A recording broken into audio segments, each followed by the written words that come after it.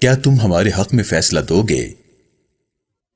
رسول اللہ صلی اللہ علیہ وآلہ وسلم کی مدینہ منورہ ہجرت نے یہاں رہنے والوں کے لیے محبت کا ایک نیا باب لکھا ہے۔ اس شہر کے رہنے والے دن بدن رسول اللہ کی محبت میں گرفتار ہوتے جا رہے ہیں۔ اس ایک شخص کی دھیمی سی مسکراہٹ نے کئی زمانوں کی وحشت پہ خاک ڈال دی ہے۔ یہودی رسول اللہ اور آپ پر ایمان لانے والوں کی جانثاری دیکھ کر پریشان ہے۔ یہودیوں نے محسوس کیا ہے کہ رسول اللہ کی ہجرت سے ان کی اہمیت کم ہوتی جا رہی ہے۔ انہیں اپنا دین بھی خطرے میں نظر آنے لگا ہے۔ اب انہوں نے آپس میں سر جوڑے ہیں۔ یہودیوں کو اس بات پر بہت ناز ہے کہ وہ اہل کتاب ہیں، یعنی ان کے پاس تورات ہے۔ ان کا دعویٰ ہے کہ ان کے علاوہ کسی اور کے پاس علم نہیں ہے۔ انہوں نے رسول اللہ سے مختلف سوالات پوچھنے کا فیصلہ کیا ہے۔ یاد رہے کہ رسول اللہ کی مدینہ منورہ ہجرت سے پہلے نضر بن حارث بن علقمہ اور عقبہ بن ابو معیط یہودیوں سے مل کر ان کے علم کے بھروسے پر رسول اللہ کے سچا ہونے کا پوچھنے مدینہ منورہ آئے تھے۔ یہودی عالموں نے کئی دن کی کوششوں کے بعد ایسے سوال ڈھونڈے ہیں جن کے جواب ان کے خیال میں نبی کے علاوہ کسی اور کو معلوم نہیں ہو سکتے۔ انہوں نے مختلف لوگوں کو سوال دے کر مختلف دنوں میں رسول اللہ کے پاس بھیجا۔ اسی سلسلے میں جبل ابن ابو قشیر اور شیمول بن زید رسول اللہ کے پاس آئے ہیں۔ انہوں نے رسول اللہ سے پوچھا ہے، ابا قاسم، اگر تم سچے نبی ہو جیسا کہ تمہارا دعویٰ ہے تو ہمیں بتاؤ کہ قیامت کب قائم ہوگی؟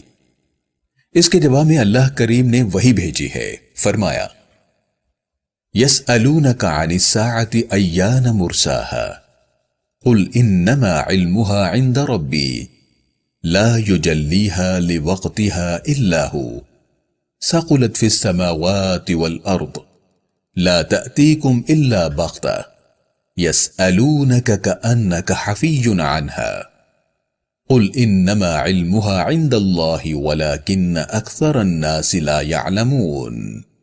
پیارے رسول، یہ یہودی پوچھتے ہیں کہ قیامت کب واقع ہوگی۔ آپ ان سے کہہ دیجئے، اس کا علم تو میرے رب ہی کے پاس ہے۔ میرا رب قیامت کو اس کے وقت پر ہی ظاہر کرے گا۔ قیامت تم پر اچانک آ دھمکے گی۔ اپنے خطرات کے لحاظ سے زمین و آسمان میں وہ بہت بھاری وقت ہوگا۔ یہ لوگ آپ سے قیامت کے متعلق اس طرح پوچھ رہے ہیں گویا آپ سب کچھ چھوڑ چھاڑ کر اسی کی تحقیق میں لگے ہیں۔ آپ کے پاس اور کوئی کام نہیں ہے۔ آپ کہہ دیجئے، قیامت کا علم میرے اللہ کے پاس ہے، جس نے اسے عام لوگوں سے چھپا رکھا ہے، لیکن اکثر لوگ اس کے چھپے ہونے کی حکمت نہیں جانتے۔ اس کے بعد فخاص عبداللہ بن سوریہ ابن سلوبہ، کنانہ بن ربی ابن ابی الحقیق، اشیع کعب بن اسد، شیمول بن زید اور جبل بن عامر بن سکینہ رسول اللہ کے پاس آئے ہیں۔ انہوں نے رسول اللہ سے پوچھا ہے، ابا قاسم، تمہیں قرآن کی تعلیم کوئی جن یا انسان دیتا ہے؟ رسول اللہ صلی اللہ علیہ وآلہ وسلم نے فرمایا، اللہ کی قسم، تم اچھی طرح جانتے ہو کہ قرآن اللہ کی طرف سے ہے اور میں اللہ کا رسول ہوں۔ تم یہ بات تورات میں بھی پاتے ہو جو تمہارے پاس موجود ہے۔ رسول اللہ کے اس جواب کے بعد یہودیوں نے دعویٰ کیا ہے کہ ہم بھی قرآن جیسا کلام بنا سکتے ہیں۔ انہوں نے مزید کہا ہے، اللہ جب کوئی نبی بھیجتا ہے تو اس کی مدد کے لیے وہ سب کچھ کرتا ہے جو اس کا نبی چاہے۔ بس تم اپنے رب سے کہو کہ وہ ایک کتاب نازل کر دے جسے ہم پڑھ سکیں، ورنہ ہم بھی تمہارے پاس ایسا کلام لے آئیں گے جیسا تم سناتے ہو۔ اس کا جواب ایک بار پھر اللہ کریم نے دیا ہے۔ فرمایا، قُلْ لَئِنِ اجْتَمَعَتِ الْإِنسُ وَالْجِنُّ عَلَىٰ أَن يَأْتُوا بِمِثْلِ هَٰذَا الْقُرْآنِ لَا يَأْتُونَ بِمِثْلِهِ وَلَوْ كَانَ بَعْضُهُمْ لِبَعْضٍ ظَهِيرًا۔ پیارے رسول، آپ کہہ دیں یہ اللہ ہی کا کلام ہے، جس کا سب سے بڑا ثبوت یہ ہے کہ اگر انسان اور جن اکٹھے ہو جائیں کہ اس جیسا قرآن بنا لائیں تو وہ ایسا ہرگز نہیں کر سکیں گے، چاہے وہ ایک دوسرے کے مددگار بن جائیں۔ یہودی قرآن مجید کے مقابلے میں ایسا کلام نہیں لا سکے۔ یہودیوں نے رسول اللہ سے ذوالقرنین کے متعلق سوال کیا ہے۔ رسول اللہ صلی اللہ علیہ وآلہ وسلم نے فرمایا کہ میرے رب کا حکم ہے، بے شک ہم نے ذوالقرنین کو زمین میں اقتدار بخشا اور ہر قسم کے وسائل اور اسباب عطا کیے۔ چنانچہ اس نے تیاری کی اور ایک راہ پر چل نکلا، یہاں تک کہ جب وہ مغربی جانب پہنچا تو اس نے محسوس کیا کہ سورج ایک گدلے چشمے میں غروب ہو رہا ہے۔ وہاں اس نے ایک انکار کرنے والی قوم پائی۔ ذوالقرنین نے اس قوم پر فتح حاصل کی۔ ہم نے کہا کہ ذوالقرنین یا تو ان کے حق بات کا انکار کرنے کی وجہ سے انہیں عذاب دو یا پھر ان کے ساتھ بھلا سلوک کرو۔ ذوالقرنین نے عرض کی، جس نے انکار کیا اور ایمان نہ لایا اسے تو ہم عذاب دیں گے، پھر وہ اپنے رب کے حضور پیش کیا جائے گا تو وہ انہیں ہولناک عذاب دے گا، کیونکہ انہوں نے اپنے پیدا کرنے والے کا انکار کیا۔ اس کے برعکس جو ایمان لایا اور اچھے اعمال کیے تو اس کے لیے اچھی جزا ہے۔ ہم اسے اپنی طرف سے ایسا حکم دیں گے جس میں اس کے لیے سہولت یعنی آسانی ہوگی۔ اس کے بعد وہ آگے بڑھا، یہاں تک کہ جب وہ مشرق کی جانب بلخ پہنچا تو اس نے دیکھا کہ سورج ایک ایسے قوم پر طلوع ہو رہا ہے جس کے آگے ہم نے سورج سے بچاؤ کے لیے کوئی آڑ نہیں بنائی۔ صورتحال بالکل ایسی ہی تھی اور جو کچھ اس کے پاس تھا وہ سب ہمارے علم میں تھا۔ پھر اس نے وسائل جمع کیے اور آگے بڑھا، یہاں تک کہ جب وہ دو پہاڑوں کے درمیان کاکیشیا پہنچا تو وہاں ایک قوم کو پایا جن کی بات یعنی زبان اس کی سمجھ میں نہیں آتی تھی۔ انہوں نے ترجمان کے ذریعے ذوالقرنین کو بتایا، یاجوج ماجوج بڑے ہی تخریب کار ہیں جن کی وجہ سے ہم سخت مصیبت میں مبتلا ہیں۔ وہ بڑے جنگجو ہیں، ہم ان کا مقابلہ نہیں کر سکتے۔ وہ ہمارے ملک میں آ کر لوٹ مار کرتے ہیں۔ کیا ہم آپ کے لیے اخراجات کا بندوبست کریں تاکہ آپ ہمارے اور ان کے درمیان ایک دیوار بنا دیں؟ ذوالقرنین نے کہا، اللہ نے مجھے جو اقتدار بخشا ہے وہ بہت ہی بہتر ہے۔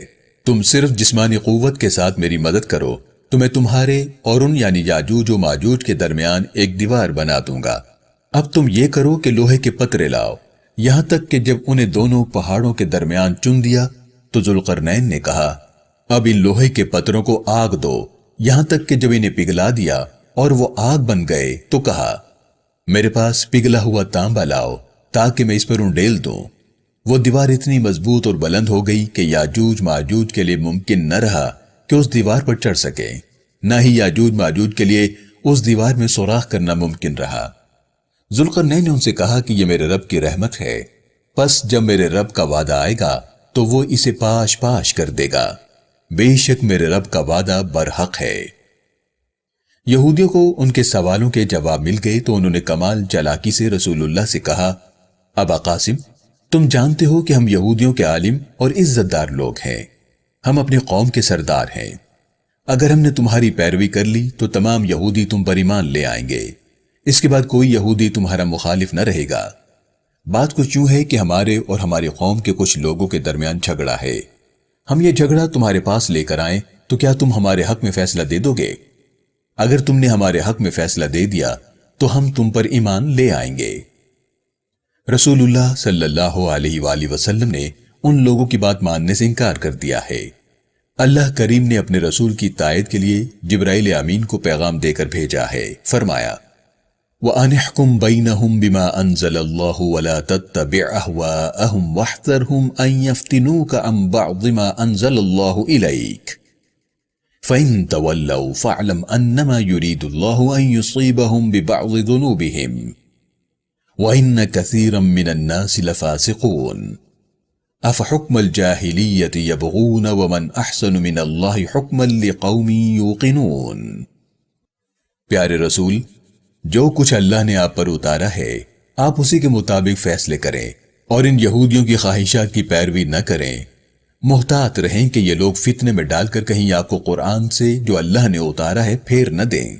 ان تمام باتوں کو سن کر بھی جو آپ اللہ کریم کے حکم سے انہیں پہنچاتے ہیں، اگر یہ منہ پھیریں اور باطل پر ڈٹے رہیں تو آپ سمجھ لیں کہ اللہ انہیں ان کے بعض گناہوں کی سزا دینا چاہتا ہے۔ بے شک ان میں بہت سے لوگ فاسق و نافرمان ہیں۔ یہ لوگ خدا کے قانون سے منہ موڑ کر کیا اب بھی قرآن سے پہلے کا فیصلہ چاہتے ہیں، حالانکہ یقین و ایمان سے سرشار قوم کے لیے اللہ سے بہتر فیصلہ کس کا ہو سکتا ہے؟ رافع بن حریملہ نے رسول اللہ سے مطالبہ کیا ہے، ابا قاسم، اگر تم اللہ کے رسول ہو تو اپنے رب سے کہو کہ وہ ہم سے ہم کلام ہو تاکہ ہم اس کی بات سنیں۔ اس مرتبہ بھی اللہ رب العالمین نے جواب میں حکم بھیجا ہے، فرمایا، وقال الذين لا يعلمون لولا يكلمنا الله أو تأتينا آية كذلك قال الذين من قبلهم مثل قولهم تشابهت قلوبهم قد بينا الآيات لقوم يوقنون۔ پیارے رسول، ان نہ ماننے والوں میں سے کچھ لوگ کہتے ہیں کہ خدا کو اگر ہماری رہنمائی مقصود ہے تو وہ ہم سے براہ راست باتیں کیوں نہیں کرتا؟ وہ کہتے ہیں کہ خدا ہمارے سامنے کوئی ایسی نشانی کیوں نہیں بھیجتا جس سے ہمیں یقین ہو جائے کہ یہ وحی خدا کی طرف سے ہے۔